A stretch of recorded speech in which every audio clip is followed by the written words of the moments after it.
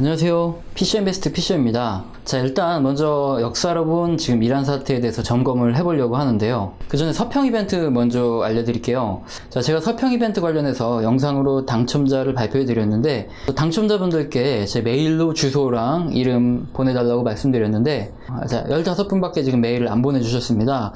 발표를 한 지 일주일이나 지났는데 당첨되고도 주소를 보내지 않으셨기 때문에 안타깝지만 다른 분께 기회를 돌리겠습니다. 서평 이벤트가 뭐냐면 이 부의 인문학, 부의 본능, 부의 추월차선 각각 10권씩이 30권을 대상으로 하고요. 당첨되실 경우 이렇게 주소로 출판사에서 이 책을 선물로 보내드립니다. 이제 수령 받으시고 3주 내에 이 영상 하단에 링크되어 있는 제 카페에 읽으신 부분까지 해서 서평을 남겨주시면 되는 겁니다.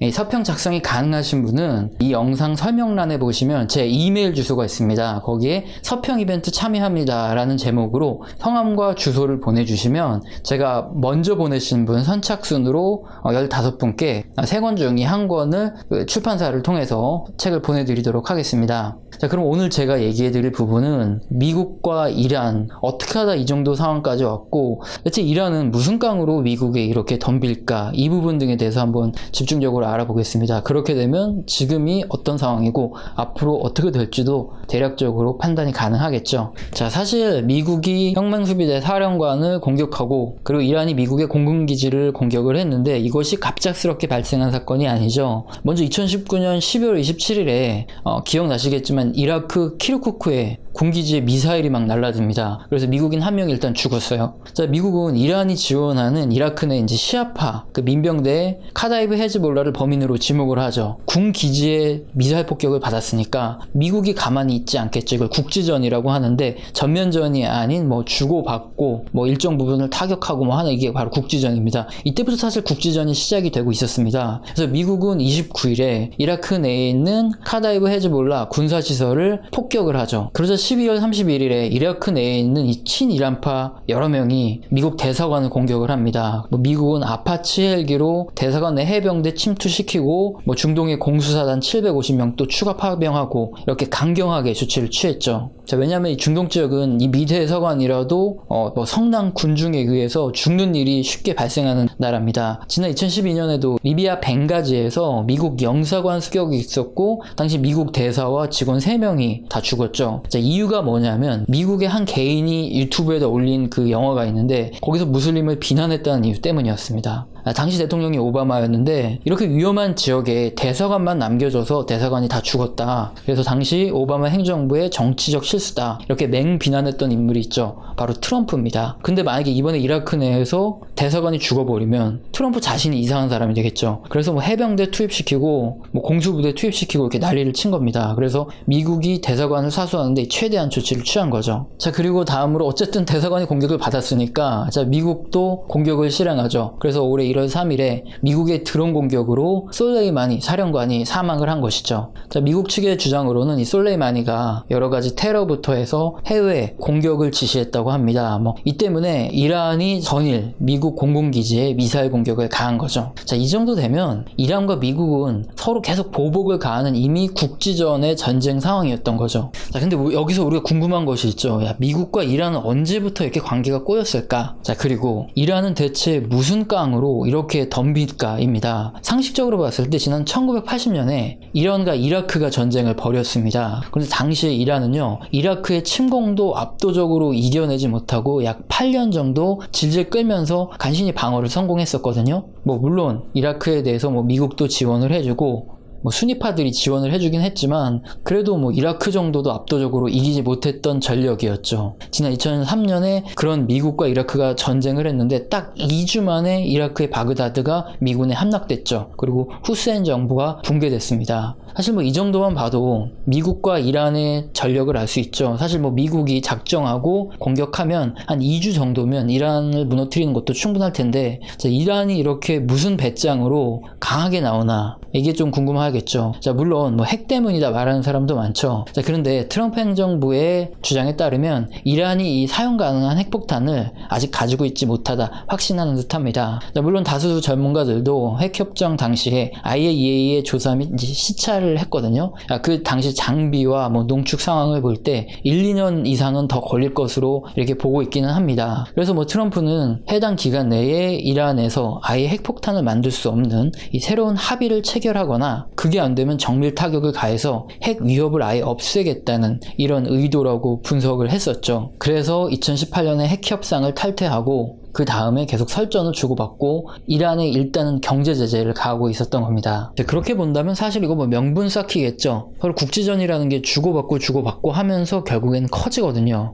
자, 그러면 미국이 이란을 공격할 명분이 생기니까, 그래서 미국과 이란이 핵 협상에서 제대로 결과가 나오지 않게 된다면 뭐 미국은 여러 가지 구실을 통해서 이란을 공격할 수 있는 거죠. 자, 근데 여기까지 이렇게 설명을 드리면 제가 이런 주장을 하는 근거가 뭐냐 궁금증이 많으실 거예요. 그렇지만 제 채널은 경제를 이렇게 전혀 몰라도 신문을 자주 읽지 않아도 그냥 딱 들으면 이해하기 쉽게 경제를 설명드리기 때문에, 자, 지금부터 역사적 사실에 근거한 쉬운 설명 들어가겠습니다. 자, 현재 상황과 전망을 알려면 항상 역사를 알아야겠죠. 자, 먼저 1908년에 이란에서 유전이 발견됩니다. 그 전까지는 뭐 이란은 별 볼 일 없는 나라였겠죠. 이게 당시 영국과 이란 왕실이 앵그로 이라니언 오일 컴퍼니를 설립을 하고요. 유전 개발 이익을 이란의 팔레비 왕정이 독점을 합니다. 그런데 당시 이란 총리이던 모하마드 모사데크는 이 석유 회사를 이란의 국유 기업으로 만들어 버려요. 그래서 모든 국민이 석유에 따른 이익을 누릴 수 있게 이렇게 만듭니다. 자, 하지만 이런 상황에서 영국도 불만이고 이익을 그대로 가져가던 팔레비 왕정 또한 좋아할 리가 없겠죠. 자, 그래서 미국을 끌어들여서, 자, 총리 모사데크가 공산주의 진영의 사람이다. 자, 이 사람을 실각시키고 이란을 민주주의 국가로 돌리자, 이런 합의를 하면서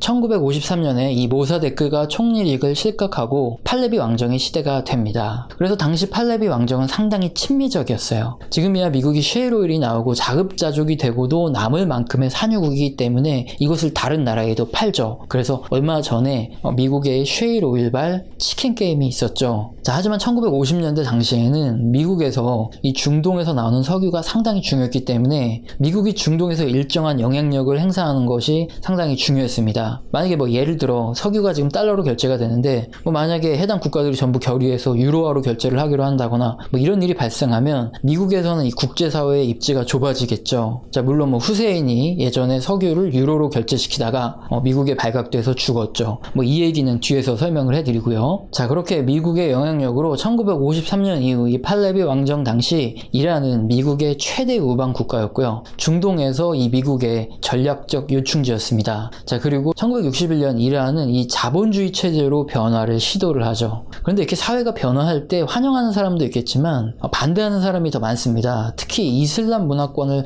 굉장히 따르던 사람들은, 자, 이렇게 자본주의 사회로의 변화에 상당히 반발하기 시작합니다. 뭐 예를 들어서 당시 사진을 보면 여자들이 짧은 미니스커트를 입고 돌아다니고 뭐 하는데, 자, 이슬람 문화에서는 이것을 받아들이기 힘들 수도 있었겠죠. 자, 결국 1979년 호메이니가 이슬람 혁명을 일으킵니다. 그래서 친미 성향의 팔레비 왕정을 무너뜨리고 이슬람 공화국을 수립하게 되는데요. 자, 이때부터 반미 국가로 변하게 되는 것이죠. 자, 근데 여기서 호메이니가 어떻게 혁명에 성공했는지 알아두어야 되겠죠. 자, 이슬람교는 수니파하고 시아파가 있습니다. 중동 전역에 가장 다수를 차지하는 이 파가 수니파고요. 그리고 뭐 이란이나 이라크 등 일부 지역에 다수를 차지하는 게 이 시아파입니다. 그리고 이란에서 이슬람 혁명을 일으킨 이 호메이니가 바로 시아파였고요. 이란 내에서는 이 수니파보다 시아파가 다수였기 때문에 결국에 이슬람 혁명이 성공을 한 겁니다. 자, 지금도 보면 수니파는 이 미국에 가까운 친미 성향이고요. 시아파는 반미 성향입니다. 자, 이렇게 시아파가 다수인 국가는 이란 말고도 이라크가 있는데요. 그러나 1980년대 이라크를 다스리던 후세인은 수니파였어요. 그래서 소수의 수니파가 다수의 시아파를 통제하면서 다스리고 있었던 시대입니다. 자, 이란에서 시아파 혁명이 성공을 했죠. 그러자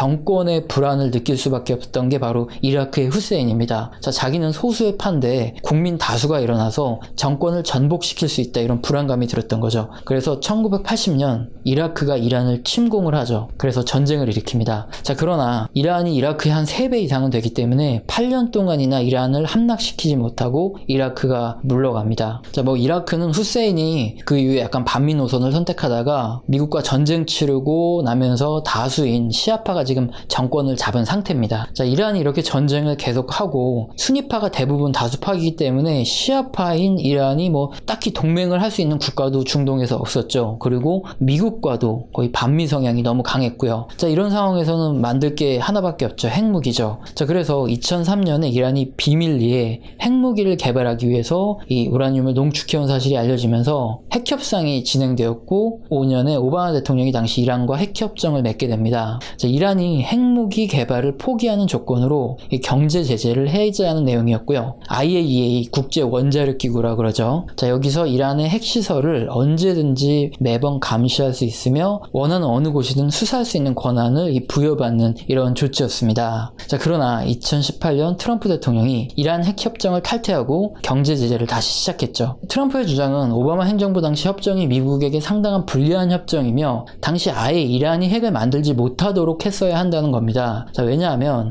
이 중동 지역에서 미국의 입지를 고려할 때도 그렇고 중동 내에서 시아파가 반미 성향인데 그 중심에 이란이 있다는 거죠. 자, 그런데 경제 제재를 해제하게 되면 자, 이란이 세력을 점점 키우고 있는데 자, 경제 제재를 오히려 풀어줘서 그들의 지지 세력을 키웠다. 자, 그런데 이런 이란의 시아파 지원이 확대된 배경에도 관심을 가져야 하긴 합니다. 자, 왜냐하면 지난 2014년부터 2017년까지 이슬람 테러 단체 자, IS가 활개를 쳤던 걸 기억하실 겁니다. 자, 이들이 바로 수니파예요. 이란의 시아파에 반대되는 파벌이죠. 자, 그런데 이들이 상당한 만행을 저질렀는데 미국과 각국에 있는 정부군보다도 더 적극적으로 나서서 이라크, 시리아, 레바논 등지에서 IS를 몰아낸 군사 조직이 바로 이란이 지원하는 이 민병대들입니다. 따라서 해당 국가들 내에서는 일반 국민들의 지지도가 상당히 높습니다. 그래서 이들은 이제 군사 조직을 넘어서 정치까지 진출을 하고 있으므로 미국의 입장에서는 이렇게 반미의 시아파들이 중동에서 세력이 커지는 것을